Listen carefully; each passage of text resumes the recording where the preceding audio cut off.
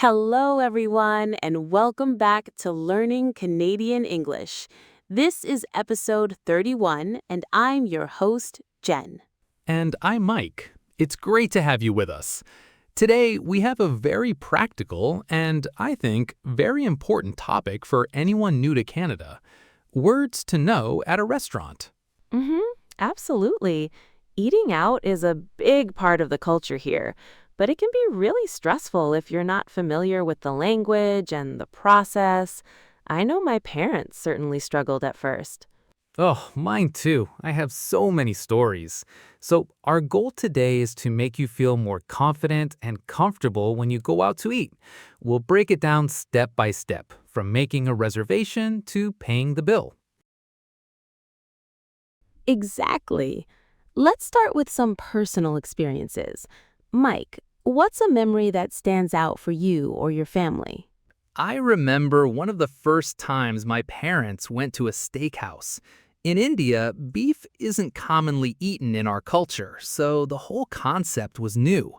The server asked my dad how he wanted his steak cooked. Rare, medium rare, well done? Oh, that's a tough one. Yeah, he had no idea what that meant. He just looked at the server, confused, and said, cooked. The server tried to explain, but my dad felt so embarrassed he just pointed at a picture and said, that one. He ended up with a very rare steak, which he did not enjoy. That sounds so stressful. It's that feeling of not wanting to cause trouble or look foolish.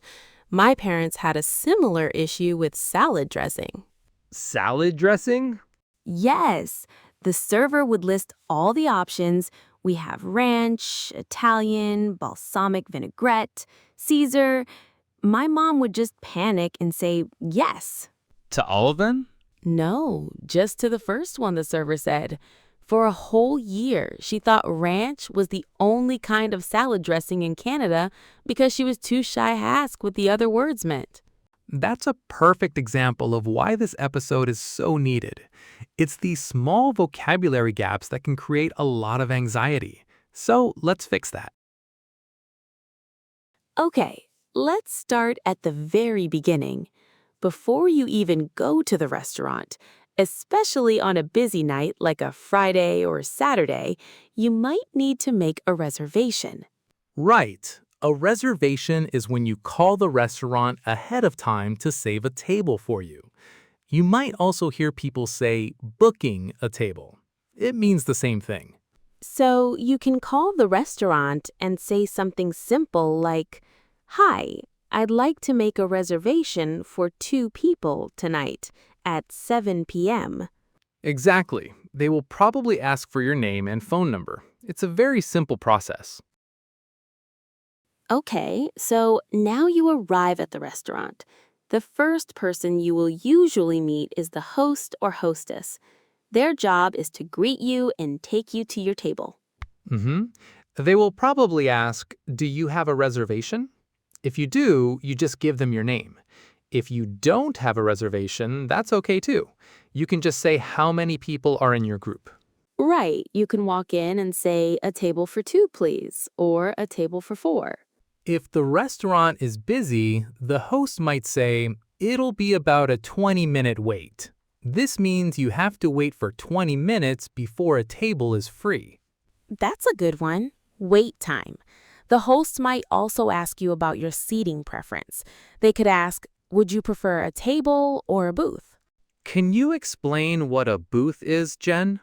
Of course, a table is what you typically think of. A flat top with chairs around it. A booth has long, soft benches to sit on, usually against the wall. They can feel a bit more private and comfortable. And in the summer, you might get another option, the patio. Yes, the patio is the outdoor seating area of a restaurant. Canadians love sitting on the patio when the weather is nice. Okay, so you have your table. The host gives you a menu. Now what? Let's talk about understanding the menu itself. Right. A typical Canadian menu is divided into sections. The first section is usually appetizers. These are small dishes you eat before the main meal. You might also see the word starters. It means the same thing. Think of things like soup, a small salad, or spring rolls. Mm-hmm. After appetizers comes the main part of the meal. This section has a few different names. You might see main courses, mains, or entrees. That last one, entrees, Entrees, can be confusing because it looks like a French word. But in Canada and the US, it just means the main dish. This is where you'll find the pasta, steak, fish, and so on. And of course, after the main course, there's everyone's favorite section, desserts. This is for sweet things like cake, ice cream, or pie. And don't forget beverages or drinks. This section lists everything from water and soft drinks, which are called pop in many parts of Canada, to coffee, tea, beer, and wine. That's a great point about pop, and it brings up something else. The type of restaurant you're in can change the vocabulary you hear.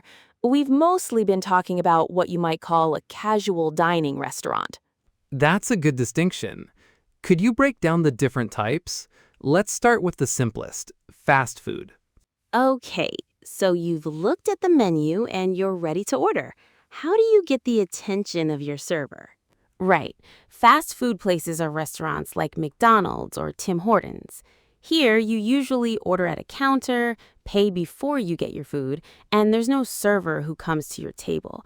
Tipping is not expected at these places. This is a good question about culture.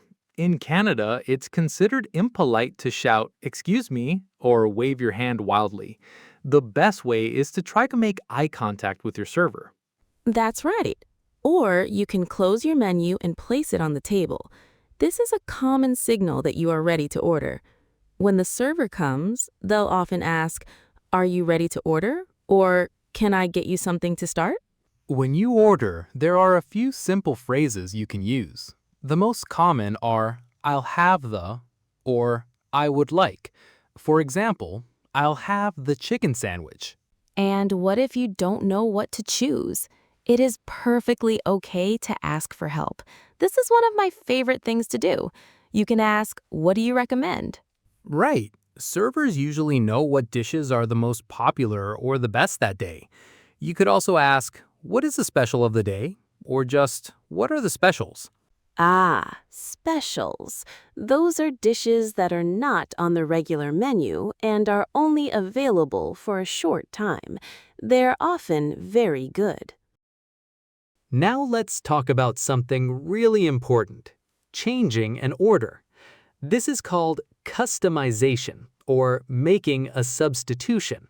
This is very common in Canada. Yes, and it's especially important for people with allergies or dietary restrictions. If you have an allergy, you must tell your server. You can say, "I am allergic to nuts. Does this dish contain any nuts?" That is so important. Restaurants here take allergies very seriously.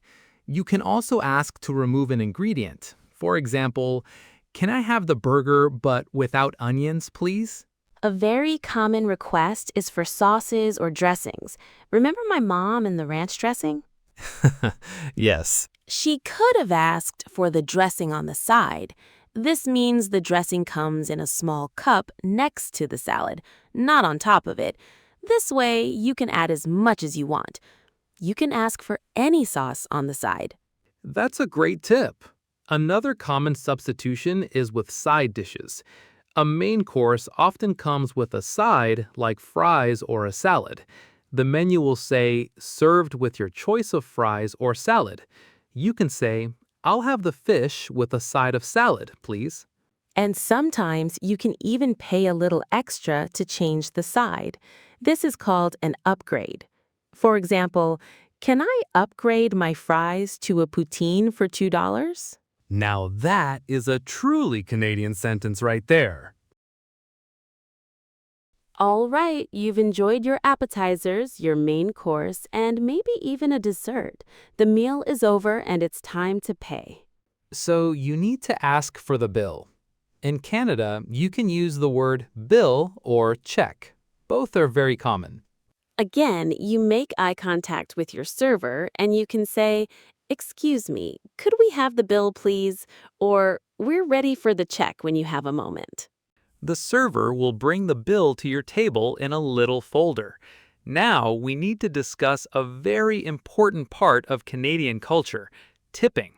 Yes, this is so different from many other countries. In Canada, it is expected that you leave a tip for your server. A tip is extra money you give to thank the server for their service. This is because servers are often paid a lower base salary, and they depend on tips to make a living wage. The standard amount to tip is between 15 and 20% of the total bill, before tax. Right, so if your bill is $100, a 15% tip would be $15. When you pay with a credit or debit card, the machine the server brings to you will usually give you options. It will ask if you want to tip 15%, 18%, 20%, or a custom amount. It makes it very easy. You just press the button for the percentage you want, and the machine calculates it for you. One last thing before we go. What if you couldn't finish your food? The portion sizes in Canada can be very large. That's right. It is very normal to take your leftovers home. You can ask your server for a box. A common phrase is, "Could I get a box for this, please?" You might also hear people say, "Can I get this to go?" To go means you want to take it with you. Some people might even use an old-fashioned term and ask for a doggy bag, but just asking for a box or a to-go container is most common. And it's not considered strange or cheap at all. It's very environmentally friendly to not waste food. Wow, we covered a lot of ground today. We did. Let's do a quick recap. We talked about making a reservation, understanding words like host, booth, and patio. We broke down the menu into appetizers, mains, and desserts. Mm-hmm. We also covered how to order politely, how to ask for recommendations, and how to customize your meal for allergies or preferences, using phrases like "without this" or "on the side." And finally, we explained how to ask for the bill or check, the importance of tipping between 15 to 20%, and how to ask for a box for your leftovers.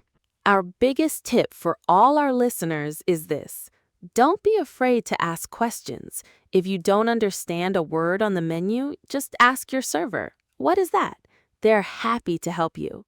That's the best advice. Confidence comes with practice, so we encourage you to go out, try a new restaurant, and use some of these phrases. That's all the time we have for today. Thank you so much for listening to episode 31 of Learning Canadian English. Join us next time when we'll be talking about another essential topic: how to understand and talk about the weather in Canada. Trust me, you'll need it. Until then, take care.